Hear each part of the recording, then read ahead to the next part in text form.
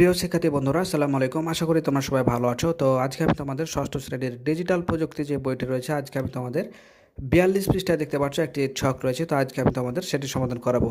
তো দেখতে পাচ্ছ এখানে একটি ছক রয়েছে এবং সুন্দর করে বেশ কিছু অপশান দেওয়া রয়েছে। তোমাদের বুঝে শুনে সেই অপশানগুলোকে তোমাদের পূরণ করতে হবে। এরপরে 4, 5, 6, 7, 8 যে কথাগুলো লিখতে হবে সবগুলো আমরা করে দেবো ইনশাআল্লাহ। তোমরা শুধু সুন্দর করে দেখে দেখে তুলে নিবে, খেয়াল রাখবে যাতে কোনো কিছু ছুটে না যায়।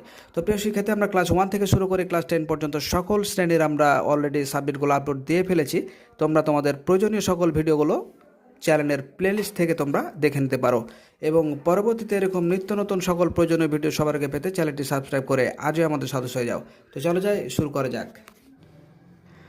তো প্রিয় শিক্ষার্থী, দেখতে পাচ্ছ যে অতি যত্ন সহকারে তোমাদের সমাধানটি করে দেওয়া হয়েছে। তোমরা সুন্দর করে যেখানে যা দেওয়া রয়েছে তোমরা দিতে পারো।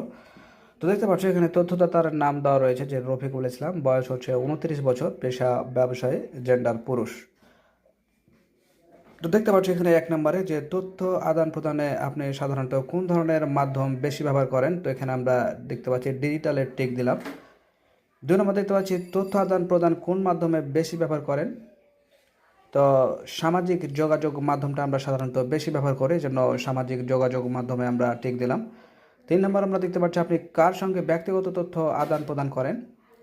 তো এরপরে একাধিক উত্তর হতে পারে, বন্ধুর সাথে করতে পারি, তারপরে আত্মীয় স্বজনদের সাথে করতে পারি, শিক্ষক যদি কারো ভালো হয় তাহলে শিক্ষকের সাথেও আদান প্রদান করতে পারি। এটা আসলে একের অধিক উত্তর তারাই বলে দিয়েছে, এটা হতে পারে।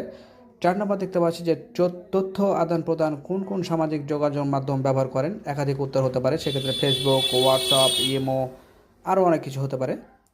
তো আমরা এই 3টাতে দাগ দিলাম। 5 নম্বর দেখতে পাচ্ছি যে কোনো ব্যক্তিগত তথ্যগুলো আদান প্রদানের ঝুঁকি হতে পারে, একাধিক উত্তর হতে পারে। এটা তো সামাজিক যোগাযোগ মাধ্যমের পাসওয়ার্ড, ইমেল পাসওয়ার্ড, মোবাইল ব্যাংকিংয়ের পিন নাম্বার, এগুলোতে ঝুঁকি থাকতে পারে।